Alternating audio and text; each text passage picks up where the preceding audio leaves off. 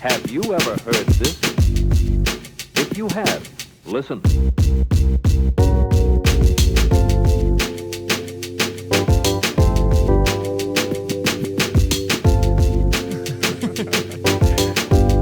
Xavier Cardona is with us. What's up, bro? It's going good. How are you guys? Dude, how are you, man? Just getting in from fucking New York, dog? Yeah. Just took a fat nap and then came here. Dude. How's the jet lag treating you? Oh, that's not too bad. I'm kind of getting more used to it now. Bro, how much time have you spent in New York? New York? Comedy-wise?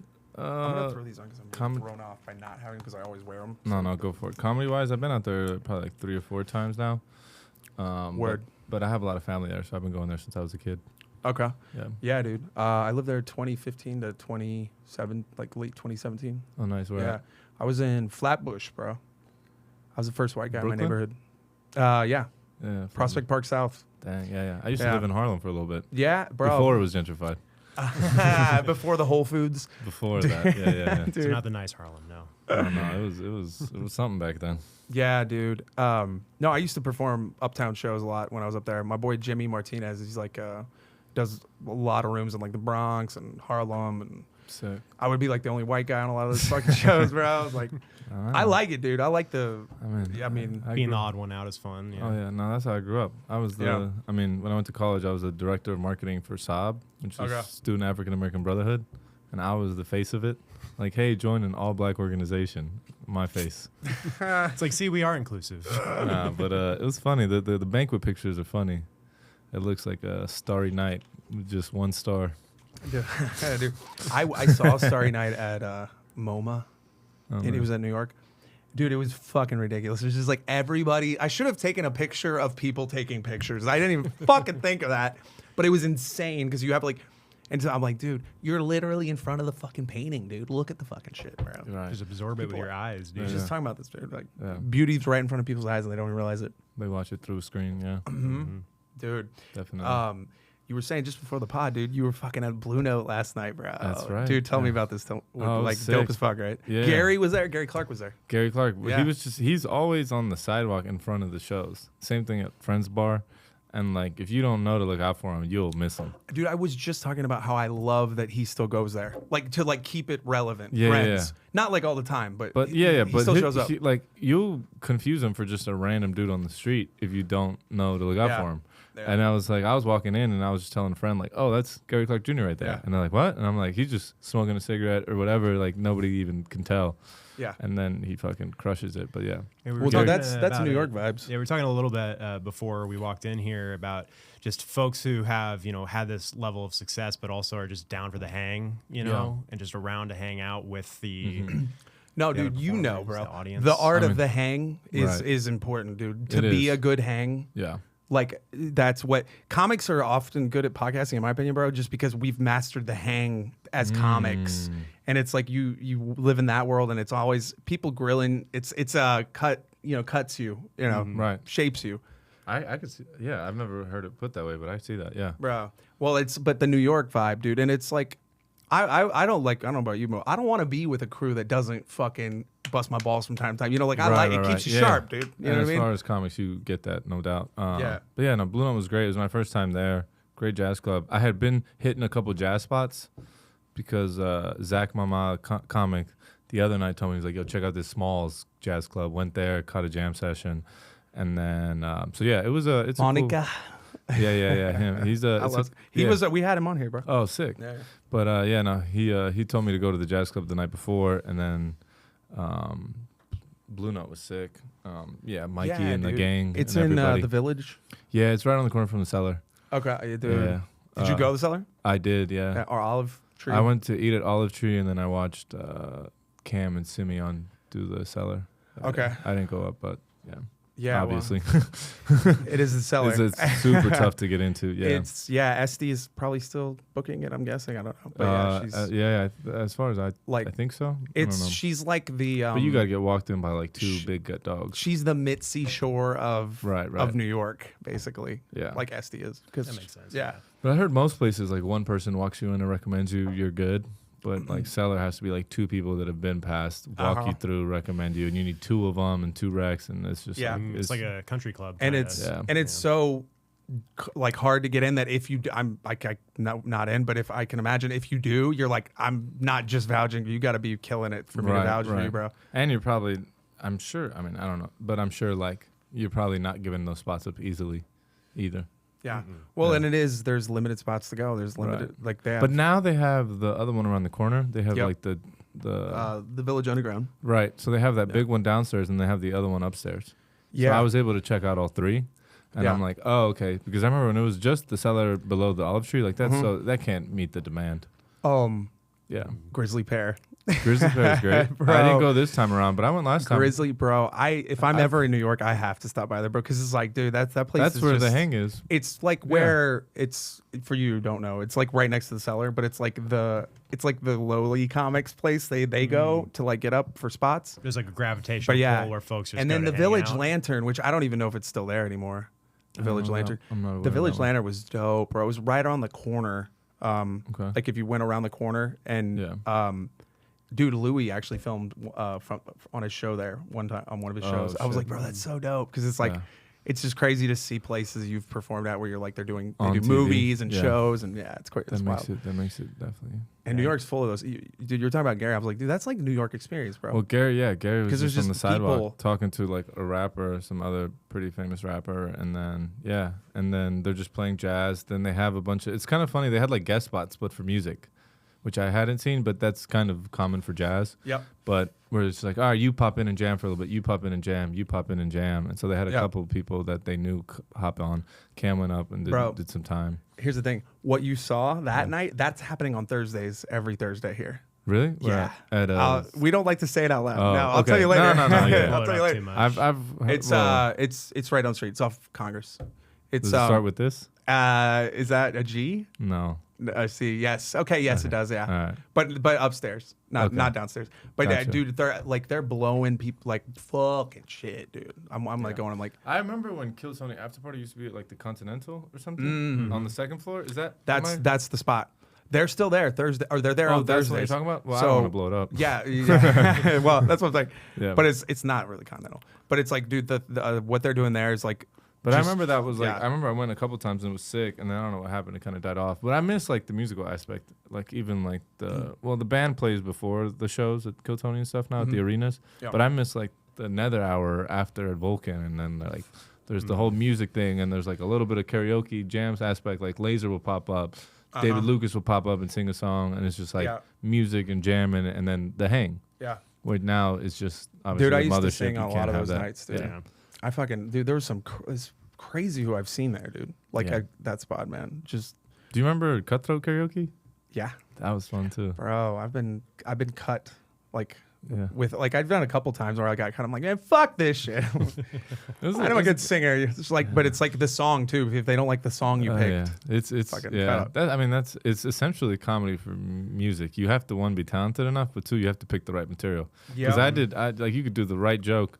Like I did a joke that was crushing in Scotland, and then I took it to New York, and it didn't do that great. And I'm like, I know the joke works. It's just not the joke. It's not the song for this crowd. yeah. Just different audiences, they reciprocate to different things. So it's like it's a good song. It's just not the song for this moment, this crowd right now. Well, and it's like different. You just gotta like realize like when I went to New York, I like had driving jokes, and I started realizing like they just Nobody don't work in drives, New yeah. York. You know, yeah. You just like you can't I have really a joke about picking up a girl at a bus stop, and that's like common for New York. So it's like, yeah. So it's like that's not like a crazy thing. Yeah. Yeah, But bro. It's essentially being a comedian is being a DJ because you're I'm- picking the jokes for the room. Yeah, and it's like I mean, if you're a good one, you're switching the set list yeah, instead of just hitting the play and then just. and letting see, it and I go. wouldn't Yeah. even like people might call that pandering, but I wouldn't call that pandering because I think that's like No, that's the job of a calibration. comment. That's joke. That's a good word. Joke calibration. Yeah, because I've heard the opposite where guys go like, "No, I'm not changing shit. I'm doing mine to top to bottom What exactly." I wanted to that- do, like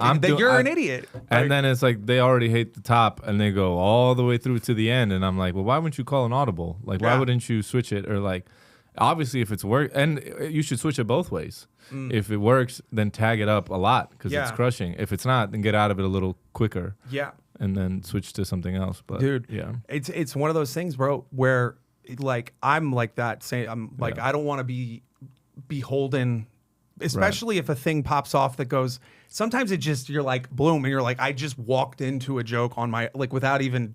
Try like so I kind of have to go with this joke now. Yeah, you know what I mean. It's applying to this moment. It's gonna work. People, yeah. There's riffing in that, and there's like a similarity to musicians where it's like that improvisational, where it's like you stumble across something and then just carry it through. Like you develop it on stage. Right, writing on stage. Yeah, I mean we do that too. But it's also like sometimes when they like even off top, some crazy shit happens, and it's like if you don't reference it, like I had a set at Sunset like not too long ago where somebody was getting kicked out as I'm walking up, and I'm like, they're like I'm walking out. I haven't even said a word. Nobody's looking at me. Yeah. Everybody's looking to the person getting kicked out, and they're not trying to get kicked out. Yeah. And so there's a whole argument, and I'm like, if I just start telling jokes, it's not gonna work. Yeah. I'm like, I got to talk about this, and now I'm roasting him.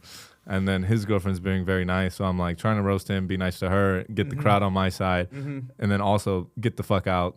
And then to be able to finally like start doing my shit. But dude, how long have you done stand-up for? About 4.5, 5 years now. Yeah, so dude, like I feel like at that point in time, like you've done it long enough that you're like, you've kind of been in these situations before, and it's like you have that. Relatively a baby in stand-up because they say it takes 10 years to get good, but I'd say more so not the time, the reps. But I'll tell you right now that's what I have. That's a cope. And I'm saying this as a guy who's done it like 15, bro. Yeah. That's a cope. Look at Ralph Barbosa, bro. That dude blew up in like 5 years. Yeah. Dude, it can happen. And it's like, it's just about you and what you're doing. But yeah. Right. I think it's reps too, which Austin has given me the luxury of doing that. Like you can, I mean, when I was doing open mics, I mean, I was waiting 3 hours to do 3 minutes, but as I got better at the timing and scheduling and obviously reputation, I was doing like 3 to 6 a night. So it's just like, in New York or in LA, like that's going to be harder to do. So you could be doing it 5 years in Kansas City, which I was just out there for a little bit. Like there's only 1 or 2 mics a night. Yeah. So even if you're hustling, it's like you can only hustle with the opportunity. Yeah. Austin is truly a city though now where you can become a pro here if you put the reps in. Yeah, like exactly. A gym here, kind of. Well, there's available gyms. There's open gyms. It's 24/7 gyms. Yeah. Yeah, exactly. There's not as much exclusivity. It feels like there are definitely clubs here that are. But yeah, but there's cities clicky as fuck. But there's cities that are small gyms and there's one bench press, and it's like. If the bench press is taken and you're at the small gym that night, that's it. You're not. You don't get your reps in. You're like, all right, cool. Which, I mean, like, it is a repetition thing because no matter how good you are, no matter how long you've done it, if you're not getting yourself like and then keeping yourself in that rhythm, it's just like a musician, just like anything. It's like when you're playing music, like if you don't warm up, you got to be in that rhythm because comedy is rhythmic. It's for sure. Yeah. So it's like. Yeah. And going back to what you had said about like the time frame, about how 5 years relatively seems like small for a comedian's career. Seinfeld would say you're 5 years old. Right. Yeah. And in a lot of ways I am, but I mean I've been lucky to have experiences and opportunities and taking the most of them, but it's not about the time frame, it's about being ready for the opportunity. It's the 10,000 hours. Yeah. It could take some people 12 years to do 10,000 hours and it could take some people 4. Yeah. But it's just like how much stage time do you get at the end of the day? Yeah. And that's the one thing with comedy too. Is like the years in doesn't equal stage time. No. Some people have been in it longer than me and probably have less stage time. And there's no comedy practice room. You can't. You got to go out. You got to do it in front of people. Yeah. It's like that's what it is. Would you guys say that the reach of your audience is directly related to your skill and I would say success, but I guess skill as a comedian, if that makes sense. Like in person or social media? I think more so on social media. I think you can game that. You can game that shit. I mean, I'm not saying that everyone that has a lot of followers has gamed it because there's a lot of like a good chunk of people, but like you can also game it. Like so, it doesn't. In my opinion, it doesn't necessarily. Are you saying that does the talent equal the following? Is that what you're asking? Exactly. Yeah. And for me, I don't think that necessarily correlates. Not always, because you can get a big following not off of stand-up, like doing reaction clips or other stuff or whatever. But then there are also folks that get that opportunity, or like they, the limelight shines on them for a minute, but they're not ready to seize that. Well, yeah. I mean, there's even people. Yeah. I mean, essentially, the good thing about American Idol when it popped people off is like they can get you writers, they can get you this, they can get you that. Comedy isn't that much. That like if you pop off, like you got to have the songs, you got to have the writing ability, you got to have the material that they're asking for 15, 20 right off the bat. And if you do your best minute and that's the only minute you have, it's going to be rough for you where you don't have the ability to bank on it. But you get somebody like Ari Maddie who did a minute on Kill Tony, and this guy's been doing it for over a decade, did the Fringe Festival, done Seattle, multiple cities, New York. This guy's been all over, Estonian fucking legend. And then he gets the opportunity. He's like, oh, he's got the material for he's years. Ready for he's it. got the stage presence. He's got the timing. He's got dedication. It's like, oh, he's gonna be fine. He's already been a pro for a while. Dude, yeah. It's like if you're on there as a regular, dude, it keeps you writing because like you got to be continuously coming up with new shit on there. If you're not, they're gonna. And it's cool, like being around those guys, like seeing what they're debating on doing. They're like, oh, I'm debating whether doing this one or this one. Like, it's not always like. Sometimes those are made on the spot on the stage in front of fucking MSG. They're like, I have two. I'm gonna figure it out when I get up there. Yeah. Take the chance. Working with raw material. But it's also like, what did the guy before me talk about? What did they how did they react to him? Blah, blah, blah. Yeah. That's another thing too. Whenever you're gonna like, you have your set list, and somebody does a joke, you're like, fuck it, I just burn that. Right. I had to do that too. I was like, I have a joke about big titties, and this guy did a whole bit about this guy did a whole bit about like big asses, and I'm like, that's close enough. I'm like, I'm out. Yeah, I pull that. It's gonna be too close together. Yeah. How do you guys feel about listening to the stand-ups before you set? Oh, I think it's crucial. Yeah, because it's being in the room. It's like, so if they're making fun of some guy in the front row that's not shutting the fuck up, and then you go up there and be like, oh, what's your name? And then you just do exactly what the guy before you did. Oh, what do you do for work? And everybody's answering, he's a teacher. And it's just like, oh, you're the odd one out. Whereas the comic, you got to be in on the joke. That's why I was lucky enough to see Kill Tony back in LA when it was still at the store, and all the comics would sit on the side. Because you're in on the joke, whatever's running, like the running bit, whatever it is, because now at Mothership, if you go in there and they've all been making fun of Cowboy Dude, and you walk in and they're like, Cowboy Dude, you're the only one that's not in on the joke because you weren't in the room. And it's like, as the comic, you should be the one in on the joke, not out of the joke. Obviously there's logistical reasons for that, but I do miss that. Like, yeah. Well, it also though. So I think it's important. If you're a comic who does a lot of crowd work, because there's some comics who don't do crowd work. They're just go into their material. Right. But I like to have a rough draft, but every set of mine is different, and I do crowd work a little bit into my material, so I'll watch before for sure to see what they're responding to, what can I curate, what can I call back to, and then just to not Crowd work in of itself is like an art, dude. The guys that are good at it, like really good at it, dude. Big J Okerson. Yeah, I mean, John Carden here locally, dude. That dude's fucking great. The best I think right now in the game is probably Nate Jackson. That guy, Nate Jackson. Yeah, he puts out like a new fucking hour of crowd work every week or month. It feels like he's killer. Kyle Legacy, riff king for sure. I was just with him in Scotland. That dude is special. Yeah. Steve Hofstetter. No, I'm kidding. Well, yeah. Do you guys know it's Gianmarco Ceresi? Sounds familiar. Yes. Yeah. Yes, he has a joke about pedophiles. He does. That's the thing I know him by. A lot of his work is crowd work, and it's another one of those things where I feel like it's almost bridging the barrier between like guy on stage and audience, and then like, oh, we're all just hanging out together. Yeah. I mean, my favorite of that is Patrice O'Neal. Like, he was just the ability to like crowd work into the ideas that he had. Yeah. And put people in the situation of it. That's the thing. I think if you're going to do crowd work, it should be you're using it as a tool to get somewhere. Agreed. Like as opposed to just, wasting hey, what time. do you do? Well, like, you see it. Yeah. There's people that fill time with crowd work, and there's people that are crowd working to naturally segue into what they want to talk about. Yep. That's the distinction, I think, for sure. And so much of it is bad crowd work that it gets lumped in all together as like crowd work sucks. It's like, no, most of the crowd work you watch sucks because it's bad crowd work. What do you do for work? Oh, okay, that's boring. What do you do for work?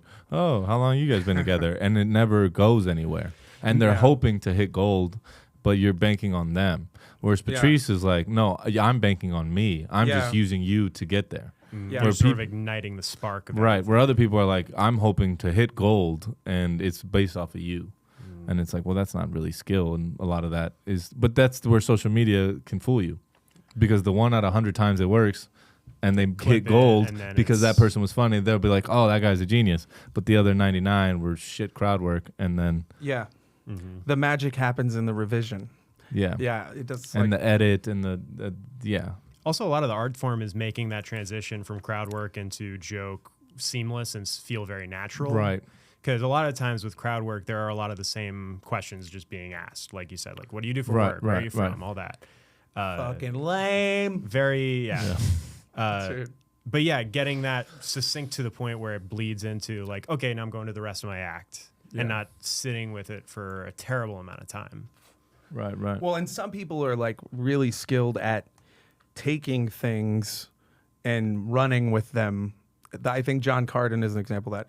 And it's like he can, and it's like then the whole thing, there becomes this theme with the crowd work in the duration of the set, where you have this like arc of the whole thing. And it's like, because he'll have jokes, and then it's like, oh, this is a joke, and it's like there's a cop in the front row. So it's like he's got this joke, he's gonna reference this cop, and it's just he keeps going back there as a little like just a boom, bing, bing, like pass and go, collecting $200 type point. shit. Yeah, it's like a good anchor point. But yeah, I mean, especially like John, who's great and he's been doing it for so long, he probably has so much material that he crowd works, gets a cop, he thinks of the bit he has or something. So that obviously helps. Derek Poston is also great too, crowd work. But Kyle Legacy, we just did this show that was it was called the Diddy Party, and then somebody made a TikTok and they got it like shut down. But it was a great show making fun of Diddy and sexual abusers, and it was just dark comedy. It was a great show.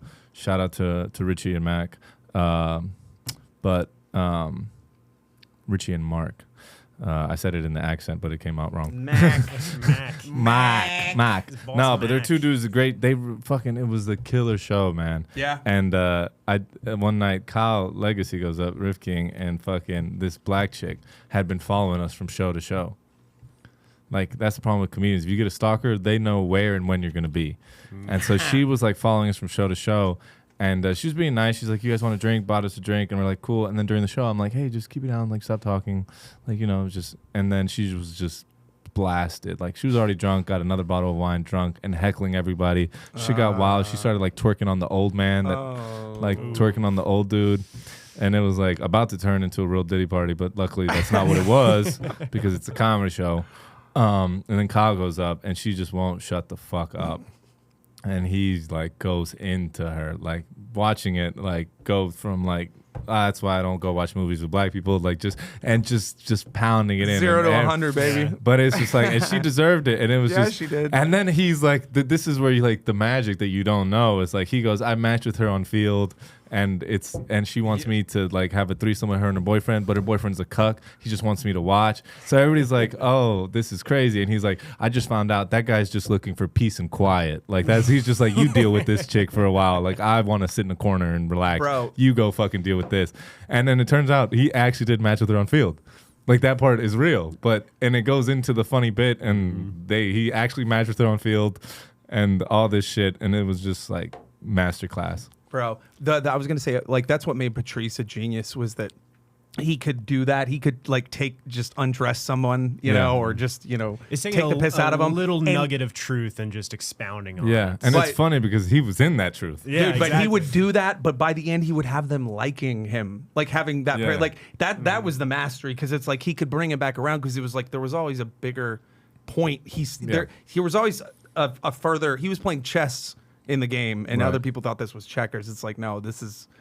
Kyle had the further point. I mean, the further point was like, he's like, I'm still gonna hook up with her. She's still gonna give me head, and that was like, it's like I'm winning at this interaction. And he won her over because he's like, she's gonna come to my next show, which was a striptease show that we would do. He's like, she's gonna come to my. He's like, don't come. And she came. She came to the next show after that. After getting ripped on for like an hour, he's like, stop coming to the shows. Like, and she came to the next one, and we had to be like, yo, don't let her in. Bro. It was like, like, you've ridden the ride too many times. It's time for seat to be open.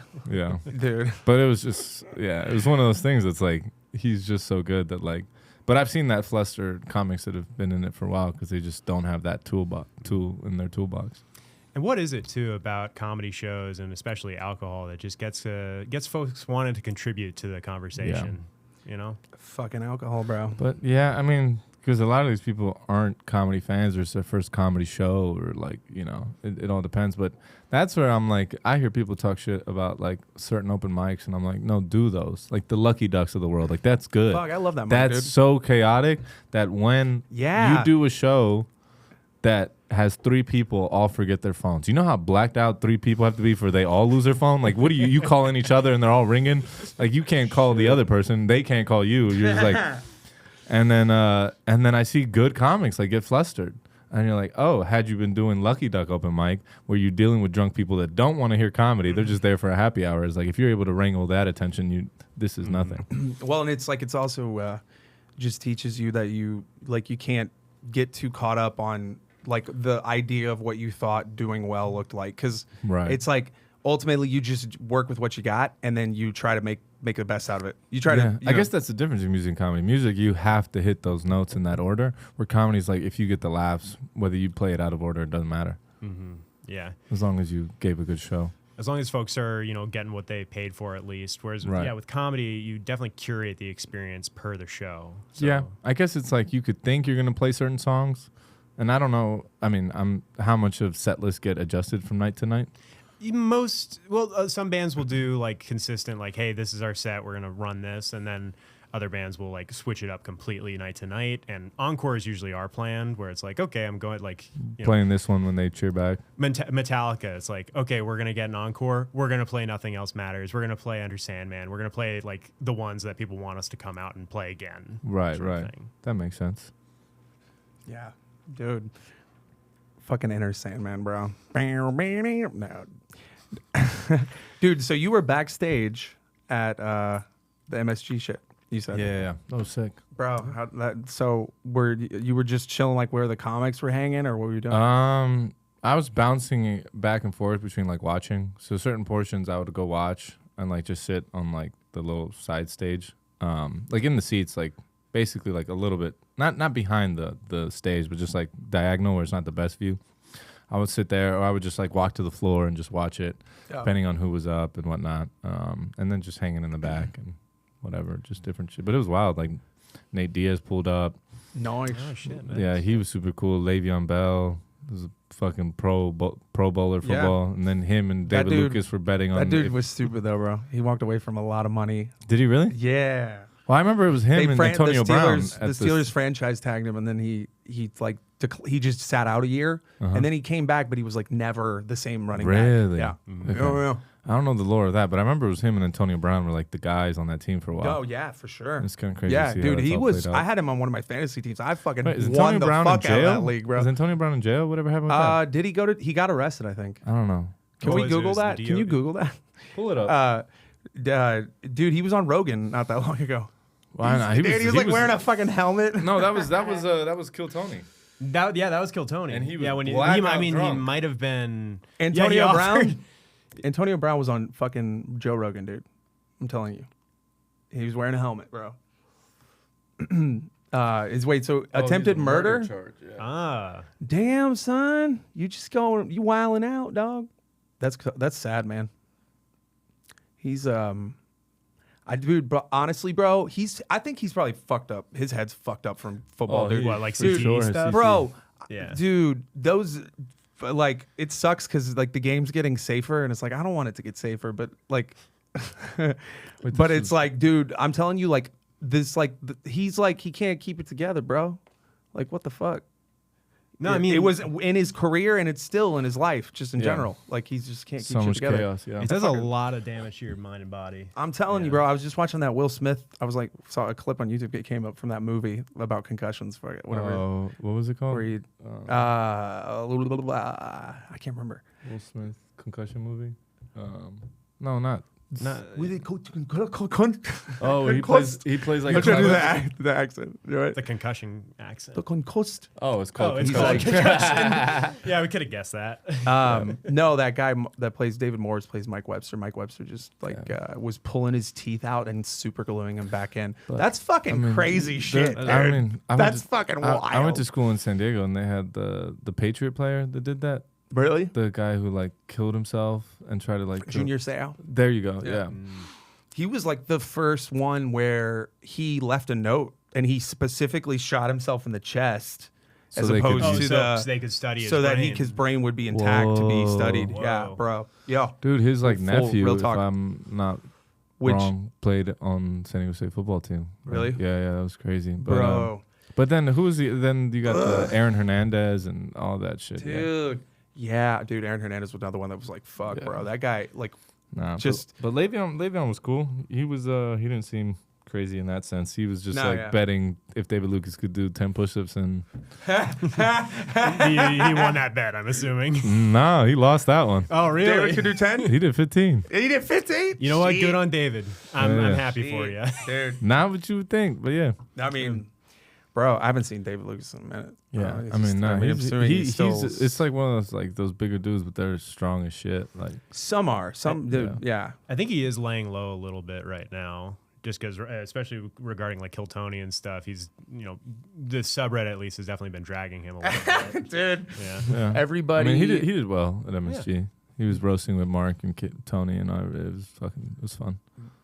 Yeah, that's the kind of venue. But bro. I mean, those Reddits, they love you one week, they hate you the next. Yeah. They're I've- fucking dickheads, dude. Fuck, Yeah, well, I've seen fuck that ride the Reddit. wave. Yeah, fuck Kill Tony Reddit Yeah, specifically. I mean, any Reddit, they're gonna. well, dude, Reddit is everything. Stop Drinking's fucking great. I love that fucking Reddit. Exactly. Reddit can be, it's so huge that it can be anything. I don't but know. It's mostly negativity. Well, it's Yelp reviews. How many times have you Yeah. gone to a great restaurant and been like, "Yo, I should go write a review"? Fucking never. It takes a weirdo to do that. It's But also, how many yeah. times do you like have a terrible experience and you're like, I'm gonna fuck these people over? Like that's more likely than you having a great experience and being like, yo, I should I should let them know. I should write a post Yeah. about this. It's like you never do that. I mean, what is it, like 7 times more likely or some shit to like if you have a bad experience versus a good experience? Right. Yeah, And it even then retains for with you. most time I have good or bad, I'm not gonna go and Yeah. that's just not me. It's Well- keyboard warriors. Yeah, it's like if you have I think bad a smart- experience, you don't go back. That's how you used to do it back in the day. I think a smart business just creates opportunities for their customers to do it. Like we would appreciate, we always Right. would You appreciate your feedback. incentivize a review. Yeah. You just put out, not even necessarily incentivize, but just like, hey, you can Encourage. review this place. Do you remember Yeah. that? If you have a good experience. Yeah, like you Yeah, could asking review that. for the review. I think the best review is just word of mouth. Just tell a friend. Yeah. Just like Well- say you had a good time here. Bring Invite back a that's- friend. Come back. Yeah. That's the best review. Return customers. It's hitting the vein, right? It's like Yeah. it's like whenever somebody pops or whatever at that moment in time and space, like they hit that vein, and it's like, yeah, that's what it is, bro. Yeah. But I mean, so it's the same thing with like if you watch a killer set on Kill Tony, are you gonna go into the Reddit page and be like, I love this set? Like, no.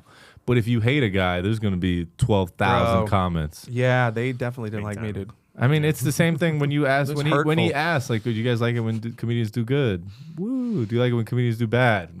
Roar! It's Dude, just like they- people want to see people. That fall. audience is like it's lit, half of it likes like wants to see somebody It's eat the shit. gladiator chaos of Yeah. wanting to see somebody. But shred it's to almost pieces. like overkill where it's like it's full of itself on what it thinks it is. It's like this isn't a competition. I'm the Right. comedian, you're the fucking audience. There's a really good clip from the most recent episode that kind of stands to that point with Ali, actually. This Sadiq? girl, Sadiq, yeah. He basically this girl did her set, and Tony's been asking a lot of folks lately. It's like, what's the blackest thing about you? Right. And she said, I have a black son, and I don't know who her father is. Roars, hilarious, Right. right? And then she goes, I want to clarify, I adopted them. Boo. Wow. Yeah.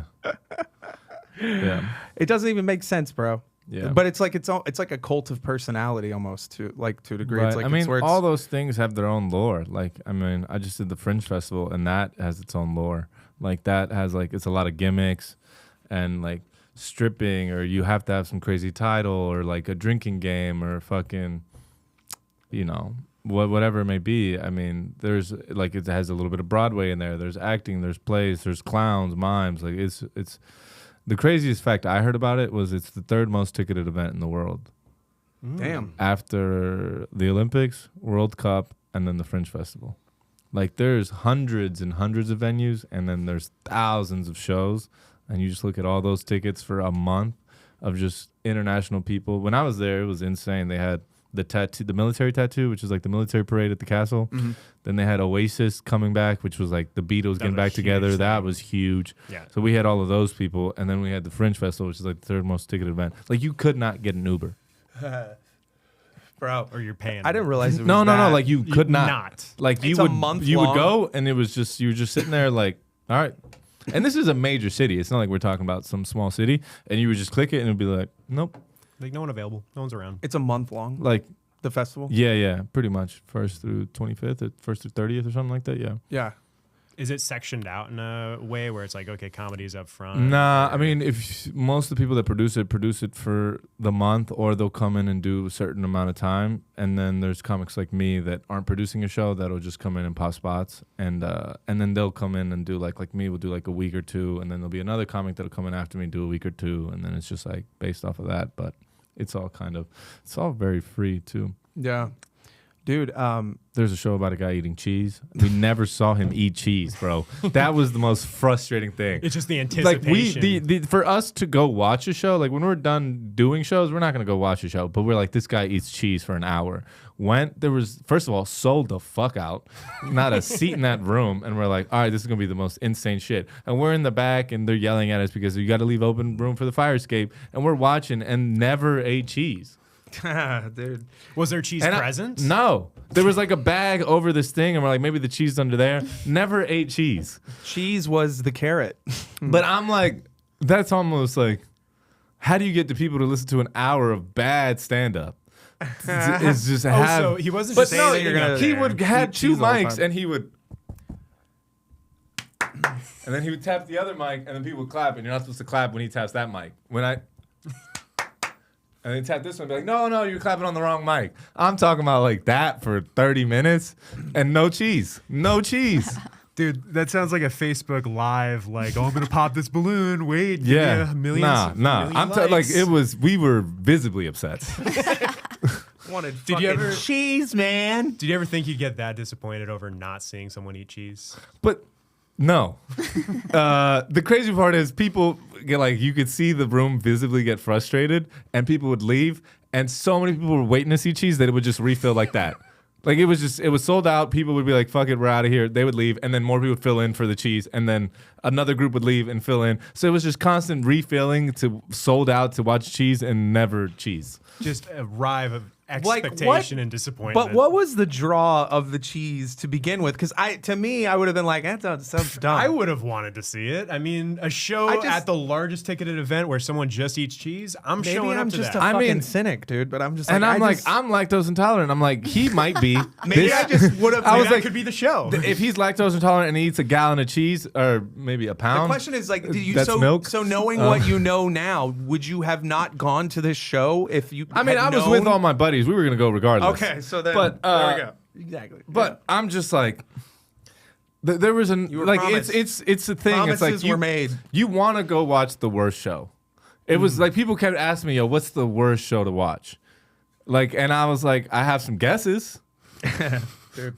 Like there was a chick, there was a lady that did a show on she popped in on one of our shows on Pick of the Fringe, and then she did it. She did all right. And then it was like, then I saw her. She has an hour of it, and she's this Italian lady, and an hour on like how to make a you Italian. Yeah. And I'm like, that's probably one of the worst. I don't know, just a wild guess. And I was just there like, for sure. Dude, I mean, I went out, and this was like the riff thing. I went out and I was like, give it up for my mara. Like, and then they loved it, and I'm like, I'm not Italian. Like, but I'm not gonna go. Me? Give it up for my mama. Mama, make good ragu. She like it a stand-up. You guys are like. It's just like, but I'm just like, I'm not going to go in there and do jokes after that. Like, It's like they're not in the mood. They're there to Right, hear but an I was Italian just like, accent. her hour had to be something special, but maybe it was amazing. I don't know. Yeah. Shout out to It's almost my like mom. watching the crowd is like knowing how they've been abused, so you know how to treat them right. Because it's like, Gotta be what aware of what's their been battle done to these scars. people right now? What kind of But awful I mean, things? it's also like knowing which side of the room to play. Like sometimes this side is like fun and this side is just being whack as hell, and then you're like, you know what, I'm gonna give y'all the best show, or I'm gonna just rip you guys a new one, or the front 2 row is just coworkers, and I'm like, I'm gonna make it weird. Yeah. And now and then who's you guys hate this coworker? Well, let's all hate him together. Yeah, it's like, why? Tell me why. Right. Yeah. And they're like, well, he's kind of creepy, and I'm like, well, let's find out how creepy. Well, dude, it's almost kind of like mentalism too, like what mentalists do, because they're just kind of reading dynamics. You have to know? read the room so fast. Yeah, it's like Dude, reading people's body language, reading their, It's you have to play. If you ever watched the NBA, when they call a timeout, this is the best game that you could play. When they call a timeout, the cameraman pans to the front row, courtside seats, and there's always a young, sexy ass woman and an old dude. And in that moment, you get to play daughter, father, or sugar baby, sugar daddy, and you have like half a second to play, and you go sugar baby, and then you see her go like that, and you're like, yep, I was right. What about Right. CEO secretary? Yeah. Right? Well, that's a different game, but yeah, Coldplay. But when I just did a show in New York, and there was a young ass girl, and then I have to go father daughter, but it's usually I like to let the audience vote. Like, let's all vote It's on like, this. let's figure this out. Yeah. And then I was right; it was father daughter. But yeah, you're essentially having to mentally, you got to pick it up like right then and there, quick. Yeah. And sometimes That- you're right, sometimes you're wrong, but And you it's- get better. You get better at it. And the approach has to be fearlessness in that pursuit, because if you're actually worried about not if you're worried about offending. Right. worried about failing. Sometimes being wrong is more funny. Yeah. yeah, It's just like, well, I was just like, wouldn't it be weird if it was like sugar baby, and then like the daughter's like uncomfortable, the dad's laughing, and I'm just like, well, you're making it weirder, and then he's laughing at all the sexual jokes and threesome jokes, and it's like, well, that's your daughter. We established that at the beginning, and then And you're teasing. It's like, why are you laughing at that? yeah, or like, hey, have you ever had a threesome? And he's like, usually they go, I don't want to answer it because they're with their daughter, and he was like all for it, and I'm like, oh, dude. yeah. Oh yeah, one of those Biden type families. But yeah, nah. But I mean, it's funny. I'm doing. Wes Barker runs a great show where his comics do stand up, and then they also have to do a stand up, a magic trick at some point in the thing. Okay. So it's like blending both, and that's gonna be fun. Fucking magic, dude. I'm doing that, so I haven't figured out my trick yet. But I'm Dude, you know the Amazing Jonathan? He's fucking great. amazing, John. I don't know who that is. He's like a comedian that did you ever watch Premium Blend on Comedy Central? Any of those old Premium Blends? It's like my first like exposure to stand up, like 7th grade. Dane Cook. Okay. When Dane Cook was fucking just a total maniac. Right. Dude, but there was another one that had come out in that like season. It was Amazing Jonathan. He's a fucking magician who like he's actually like a really good magician, but he pretends to be a shitty magician, and it's just hilarious because it's like he's constantly gagging on the audience, and it's the same thing we were talking about a minute ago about how you can tell as he goes through it. He's already got something that he's got a place he's taking this. Right, You're right. just a pawn for him to use to get to that place, Yeah, just along for the ride in the way. Yeah. Exactly. So it's like, yeah, dude, magic can be funny in comedy if it's done. Like, Yeah. I I mean, the Fringe had a guy who did like magical comedy, Tomas, and French dude. He was killer, just amazing at like having the reveals. Sometimes be amazing as like, wow, mind blown on comedy, or sometimes just be so funny. And it's like blending, like, do you want this trick to hit on like wow or laughs, and blending that, and he did that really well. yeah, dude. Oh man. Fucking Amazing Jonathan's great, dude. I'll have He's to like, look him up. this is probably not a good time to tell you. You look like the guy who killed my parents. I'm just kidding. I killed my parents.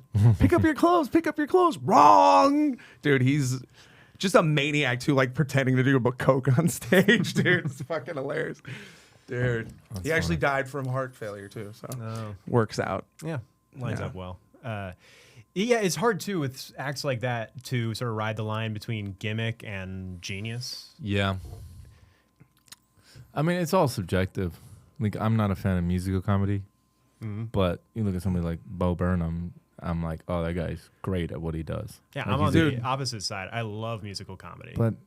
Is he like one of the best? I'm assuming. He's definitely up there. I mean, I define him as a one-man show.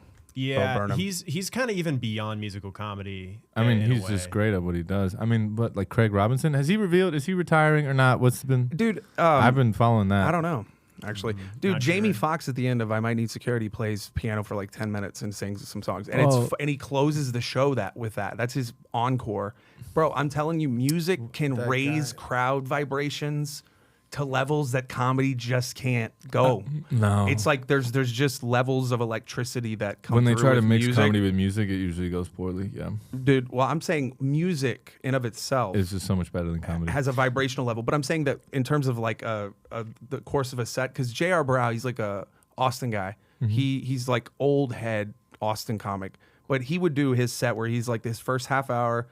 He's actually my first headliner that I worked with when I hosted like my first legit week. But he would do like 30 minutes of his set, and then he would do at the end he'd get his guitar out and like do 15 minutes of like some funny fucking songs that he'd done.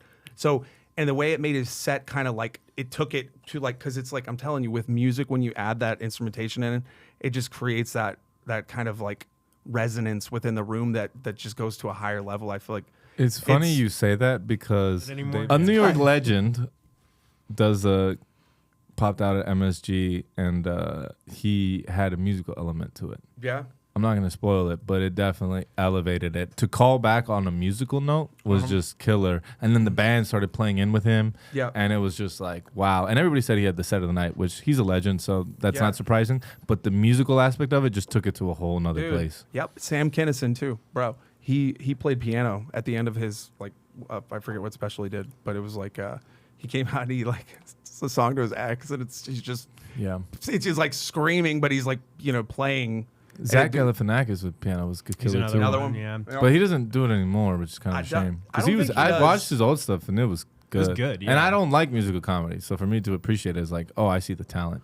it has to be good because I agree. Dude, There are It's kind of like Flight of crowd the work. Conchords, Wait, is bro? there is it like crowd work where there's so much bad musical comedy that like That's exactly it. Yeah? Yeah. Because there's a lot of folks out there who are musicians, but they're not lyricists. So they go, well, I can make it funny, yeah. you know? Tenacious D is my like, Oh, that's Jack my Black. North Star of like, that is what comedy music is. Yeah, but and they're that's- releasing albums. Dude, Yeah. Flight of the fucking Conchords. They're great dude. too, They're yeah. fucking great, and they mix it up, dude. They go like all over the place with it. But see, those guys, like Jack Black is a great musician who's doing good musical comedy. It's funny because I think when musicians, some suck, they're like, well, since I suck, it's probably funny. Let me do that. And it's like, no, there's not a direct correlation. Just because you're bad at music doesn't automatically make it funny. Right. You gotta- It has to be almost harder. self-aware. In the same way that there are It has to be movies- self-aware shittiness. Yeah. If it's not self-aware shittiness, then people are like, it's not Right. funny. Well, it's not even like self-aware because there are movies that are bad movies, but then there are also bad movies that are hilarious to watch because Right, they're just because bad. they They're that because they bad. know what they are. Well, They're not what's trying that to be famous one? something What's that that they're famous not. one? Sharknado. Like if a movie Correct. starts trying to be something there's that it's another one not, that that's when had, you have a problem. Tommy Wiseau. Stay in the lane you're in. The Room. The Room? Is that the one that Dave Franco was going to redo or something? Yeah, they redid that one. That's the one I'm thinking of? Yeah. That was so bad that it was good? Mm-hmm. Yeah. Well, I Yeah. guess, yeah. Oh, hi, Mark. Yeah, that one. Yeah. That's interesting. Yeah, but yeah, I guess that makes sense. Well, I mean, I wonder, like, Jack, would it be easier to make a good musical album than a good comedy music album? Because that almost requires more skill. Jack Black has talked about that before, where they tried to do like a serious Tenacious D album or Yeah. song even, and they were just like, this is just not working for us. This is just not how our chemistry works. Mm-hmm. And just knowing them, Jack Black and Kyle Gass, like that's definitely like their chemistry. Like they're not a serious duo. Right. Like they're Yeah. serious musicians, but they're not touching on serious subjects. Right. That makes sense. I mean, it's even like me. Like, I'm not a one-liner comic. So I'm a storyteller. Like, if you asked me to do one-liners, could I? And I've written some for other people, but it's just like, that's just not. It's not in your delivery, would you say? It's just not my style because I like to have a conversation. So it's just like, is that going to be my best work? No. But Those have I comics written are good great one? roast battle comics, though. What? Those kind of comics one- are I mean, great I've roast written battle one-liners comics. and people have performed them in arenas. So I've had ironically, some of my most successful jokes have been one-liners. Well, if you had to reduce things down, you can make things. Yeah, but it's just but it wasn't me performing. But yeah, Yeah, dude. While you were in New York recently, did you get to go up and do? yeah, some spots? I did St. Mark's Comedy Club. That was a lot of fun. Mhm. Did up a show there.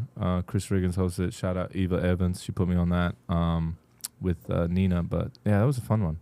It's cool to see, especially I just did the Fringe, which is so international that from room to room you're having to do that, figuring out what people are, but you're having to figure out what ethnicities. Am I getting Canadians, Americans, Scottish, Irish, Liverpool, Scouse, Russians, and you're these people are going to react to different things. They're not even going to get my references, and having to at every show just do all that and then kind of readjust, recalibrate for New York, which is different. I'm back in the States, it's just Austin. No, it's not. It's very different from Austin.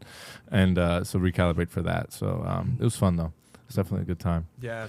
And it's cool to see the jokes that work everywhere and then the jokes that don't work, or how do you get this joke that works really well here to work well in the other markets is the real challenge, because that's where the money is, on the road. Yeah, well, and New York's kind of a unique place too, because middle America, most of America, suburban America, there's a lot of thematic things. Living in Austin is probably more similar to living in LA than either LA or Austin are to living in New York. New York is drastically different. Yeah. It's a I'm complete. born and raised in LA, so yeah, that's pretty Yeah. Me too. pretty accurate. Really, what part? West LA, sort You're a of fucking Venice traitor, area. bro. What?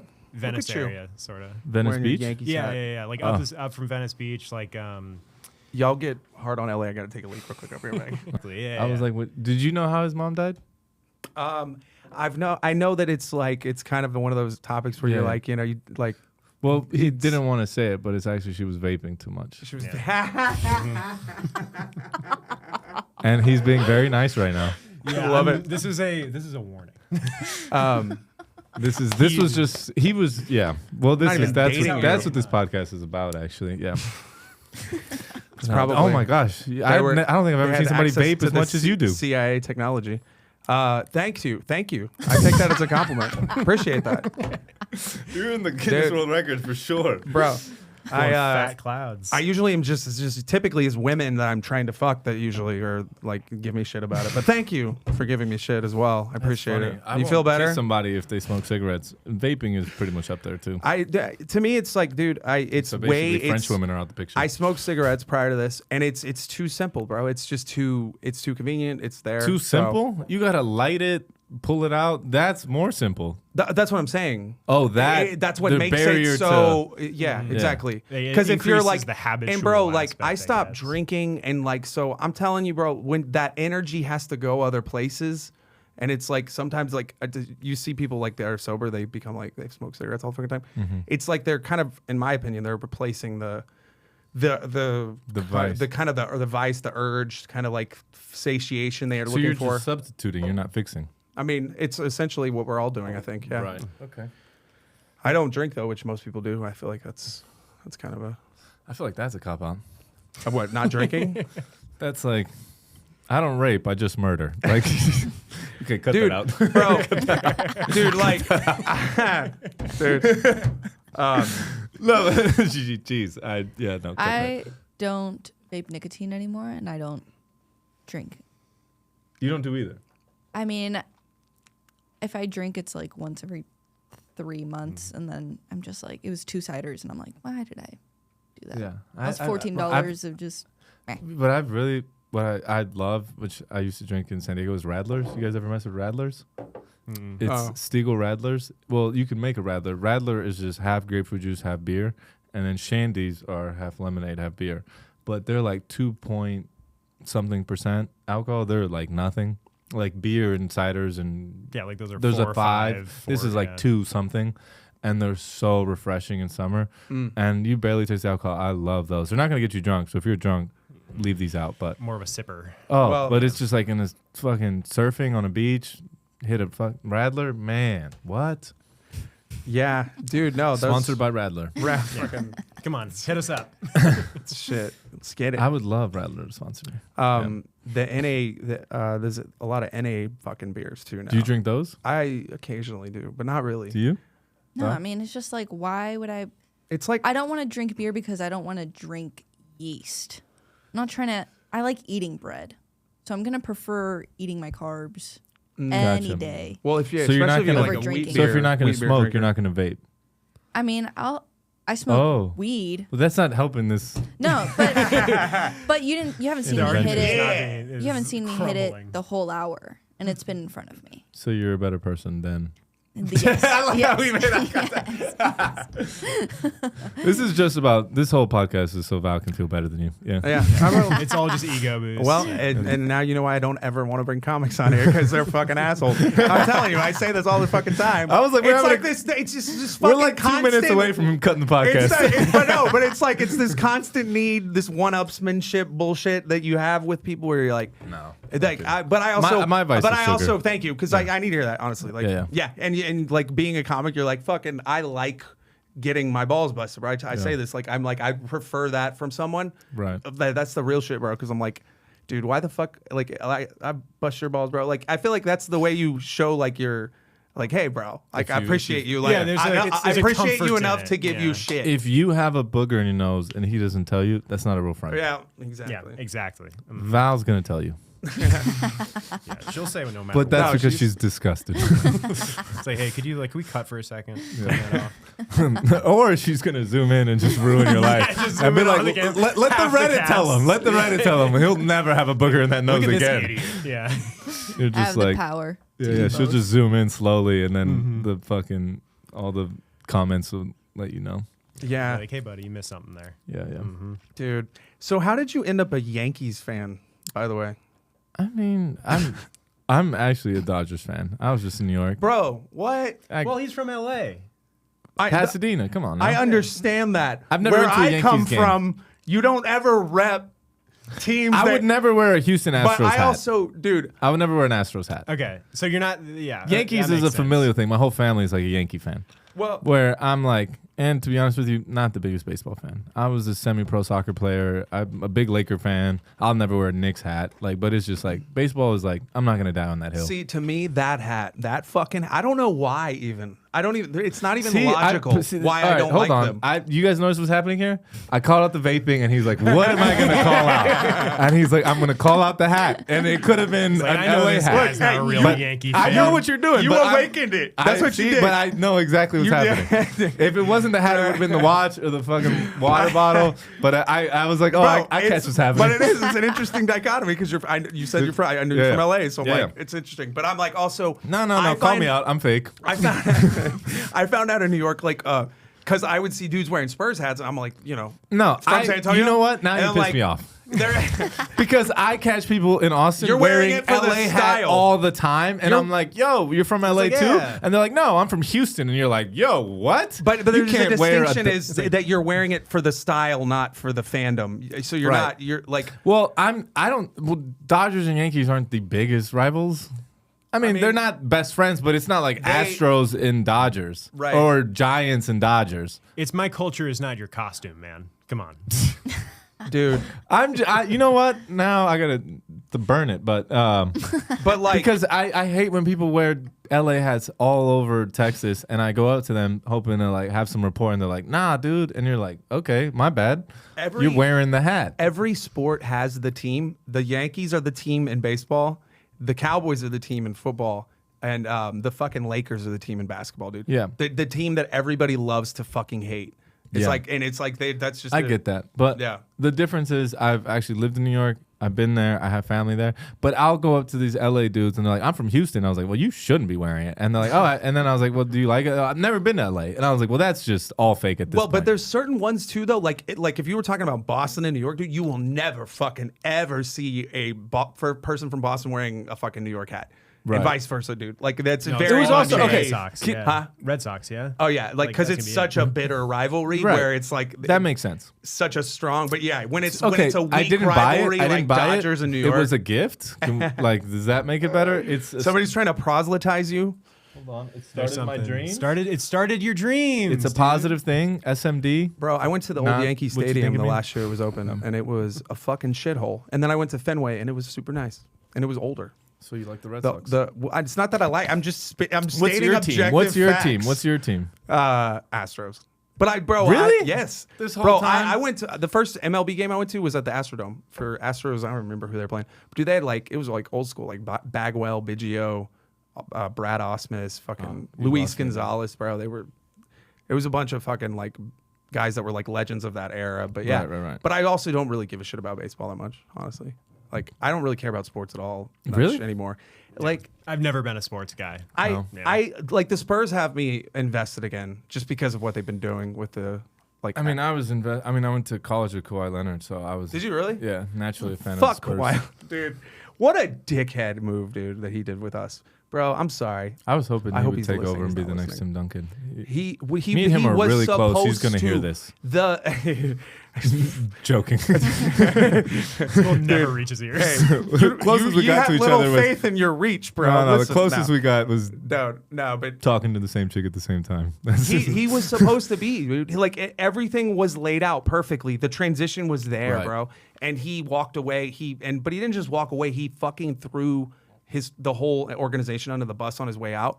And that was what Can you really imagine soured. Kawhi and Wemby now? That'd be crazy. Bro, but here's the thing. Kawhi won that title that next year in Toronto, and then he's done nothing relevant since, bro. But he also cannot health fucking issues. stay. That's what I'm saying, bro. Yeah. So maybe the Spurs saw Maybe something. maybe that we you guys lucked didn't. out. You should be happy, not mad. Or maybe it's not even that we lucked out. Maybe they understood what he was dealing with. It was a degenerative arthritic issue in his knee or whatever. But why do they want him to keep playing then? But what I'm saying is they understood like he's already on the down slope of this. Yeah. So if we get rid of him now and get something, because they had to get something for him, which Right. but it's like I feel like Toronto like rented that title from the Spurs. That should have been the Spurs title. Because like if Kawhi had still been playing in San Antonio, which he had been under contract that year, Right. but they were afraid that what happened would have happened, like we win the title and then he leaves, which would be insane to me to do. They got something out of Why, it. They why had don't DeMar. They players got care DeMar out about of it. legacy with a franchise anymore? That's the Kobe's and the But- Nowitzkis is rare. Where you stay the with Duncans, one. Duncan stay with the whole franchise. Yeah, I'm trying to think who else. Reggie Miller, Reggie Miller. Yeah, but Patrick Ewing. as far as the recent Wade, oh no, he played for the Bulls for a little bit. Dwayne Wade, yeah. He But yeah. for the most part, yeah. I mean, it is rare to stay with one organization the whole. Yeah, career. and it's like it's one thing to go to another team like on the back slope of your career, like you're just not getting minutes, you're gonna go somewhere get a little bit more prominent role.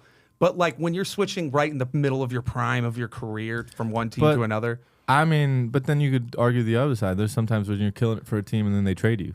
And you're like, well, why do the owners get to do that, but Well, then the players it's don't? like to me, it's like let's all give each other the benefit of the doubt until one of us gives the other a reason to Right. not do so. But like DeMar DeRozan, did he have a reason to get traded from the Raptors? No, but are they? How are they not going to make that trade?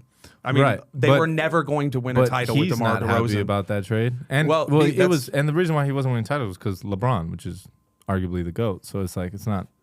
But it's also just because he couldn't get it done because he went to the Spurs and they weren't that great when he was their guy, the guy. Yeah. They were winning like 40 to like not Do even you 50 think? games. I'm like, you sub DeMar for Kawhi, you probably don't win that. See, yeah, I'm like I don't know. that dude. To me though, like muscling your way out of a franchise, it's like, dude. By the way, can we talk about how fucking stupid the WNBA players are? They rejected the collective bargaining agreement they were offered. They were gonna like quadruple their salaries, and they're like, pay us what you owe us. And it's like the things they're asking for. It's like if you look at the numbers of the business, like they literally can't make it happen. Like they're already losing money. It's They like lose like $4 we million can't a year pay or you this something, right? much money. We're already losing money, and it's like Yeah. it's so nonsensical, and also the way they treat Caitlin Clark, because it's like that's your fucking golden goose, and y'all all shit on her. Right. Like, what are you doing, bro? That's Kill your brand. That's the Cooper Flag. Dude, what about Cooper Flag? Do you like Cooper Flag? I do. I think Yeah? he's great all around player. He has a good mid range, old school style. I'm excited to see what he does in the NBA. I love I can talk. See, I can't ever talk basketball. This Yeah, guy, yeah. this Yeah, guy, I but love I'm being like, part of a conversation. hey, I like, can I contribute don't know nothing anything to. about this. We're not just talking about it, but no, but dude, Well, I mean that goes into the feminist equality diversity thing, and it's like the best argument I've heard for that, and I've heard a couple people say it, so I don't know who to quote on this, but it's like dudes that have OnlyFans, they make chump change compared to these women. And it's like, imagine if a guy was like, yo, we need to, you need to give me some of your money and we need to make OnlyFans pay men and women equally. Women would never go for that. They're making 40 to 60 million. I don't know what the numbers are. Well, and men would never be stupid enough to ask for that because they would have the common sense to realize right, that but it's just like you're not going to perform in that sport. The math ain't mathin'. Yeah, you're not the top at the OnlyFans sport. Is always going to be women, and the top at basketball is always going to be men, just biologically. Well, you know what I find women's interesting? Bodies are beautiful, men's are gross. I find interesting that in if you look at the NBA, right, like great players tend to give other great players, even if they're on rival teams, like they'll give them their flowers at times. Not all the time, but they have respect. And it's weird to me that in the WNBA with Caitlin Clark, like they know like all these salty other players are like, none of them ever give her flowers, dude. It's crazy. I'm like, why aren't y'all doing that? Our woman correspondent. Why aren't they giving Caitlin Clark her flowers? I mean, it's just cutthroat. But like, if it's already hard enough to make a dent, then I'm pissed off on my own because of business. They're already getting underpaid in their eyes, and then this one person's the face of the brand. Yeah. Well, that makes but sense. But here's the thing. I was hoping for something. It doesn't make any sense. It's like Jordan when he came into the from because I really Bird and Magic made the NBA took it to another level, but then Jordan took it even to another. Right. Like look at the NBA finals viewership in the 90s. Insane. The viewership now doesn't even fucking hold a candle to how many people were watching those games. Small market teams. So I want to know, what is it about the WNBA that is bad? Is it the lack of shooting? Is it the lack of dribbling? I think it's the lack of highlight reels. I think it's the lack of humility. I don't watch either, so I don't have a foot in this race. No, you should be 2 feet in this. No, I mean, like, dunks are naturally good highlights. Obviously, women can't. So I think this just, because, first of all, fuck the you shooting is for there. saying that delete the brand. Wait, What the hell? What he wanted to say was, what's the problem with the WNBA? It's never been more relevant. It's never been more relevant. Second, What's the problem with the WNBA? You should have just said the W if that's how you felt. Caitlin Clark made me interested in it, bro. It's just that. It's like, at the core of this is that there's no marketing, there's no highlighting, there is no prime time, there is no attention grabbing. So unless they start pivoting their money towards way better promotion, way better incentive to watch it, way better crowd engagement, then, you're trying to put a literal nothing to a multi-generational beast where you can go back 6 generations of basketball players by name. Where's women? I'll tell you. Women, WNBA started what, 90s, 94? 90s, 96. Oh. Google that. Yeah. Fucking test me. Do you watch the WNBA? Dude. I don't watch sports, though. Oh, okay. I don't pay for any service. This is what the to watch WNBA sports. needs, bro. The WNBA needs Caitlin Clark to go win a title and then win another title and then turn it, become like an epic, all-time like greatest. with the UConn women's team, where it's Just like you want to go create that. The UConn women's basketball team had a lot of people watching that because they never lost the a game. WNBA has legends, but Caitlin Clark is doing shit that nobody's done in the league. She's killer. And it's like, when you see, I don't even know what it is about what she does, but it's like just the way she plays the game. She's like, it's also it's a baby. It's like me. It's like the WNBA is 5. Yeah. Like if it had the years that the NBA had, give it time. Enough like growing up generational players that see that and go, oh, you can play like that. Steph Curry bred the Trey Youngs, you know what I'm saying? It's like, what is Caitlin Clark? Every young girl that's watching her. There's going to be some girl. There's going to be a whole next generation of young Caitlin Clark people that idolize her, and then there's going to be 10 modern day Caitlin Clarks that come up. And then what is the WNBA going to look like at that point? Yeah. Who knows? Well, but to pivot back to NBA, Wemby's going to fucking change the game. And if you want to talk But about women like can't not change the liking game because if you're sports- not, no, I disagree with that. Because Caitlin Clark is just a normal woman, and anybody can become really good at shooting. Maybe not to that level, but to a certain extent, there's no biological limitations. How many people you know are going to be 7-footers? Dude, how many fucking players have you seen that are 7'5" doing fucking? Right, but you can't change the game. There's only like 2 or 3 people on the planet that can do that. KD, Wemby, and Wemby's Giannis literally a little changing bit. the game. He's redefining what. Yeah, like but you can't redefine the game on aliens. what you a- find those once every generation. Dude, that's what I'm saying. It would be nice to get reproducibility. So like from a perspective, if You I can was like, reproduce Steph. if I was telling you though to go watch a game, I would be like, go watch it just to see, because I just want to go you see go for? what that looks like. That level of like, he's like 8-foot wingspan. It's fucking wild, bro. Right. Which is crazy, but Yeah. whether you're gonna be able to recreate that is Yeah. is gonna be hard. But he definitely taken it away from small guard league for sure. Yeah, well, But it'll be interesting. It's an inside I mean, out and game. Cooper Flag is a big guard too. But it's too so- outside. It needs to get back inside more because it All right. creates better dynamics. Well, this was a fun sports podcast. I know we got. Dude, we don't have any. This I told was- you I mean, before. this was We don't great. have We a theme. talked music, we talked comedy, we talked intervention, we Yeah. talked sports. Yeah, and look at me. I have Dead way moms. less vaping in the after the chastising. joking about So No, it's all right. good. I joke I know about you it have a as well. show. So I do and go pump, around. and pimp Yeah. that show because that's an Pimp every that Tuesday. show, plug it. Every Tuesday, Hood Therapy at Creek in the Cave. It actually is a curated open mic. Starts at 11:30. Sign-ups at 11:30. Starts around midnight. And then make sure you check out the show before, which I'm going to try to hop on right now, is the 10 o'clock show, Francisco Spanish show. Stand up in Spanish if you like understand Spanish or want to do stand up in Spanish. Rincon. Francisco Rincon, 10 o'clock at Creek. And then usually when I'm in town, I'm up at the Garden.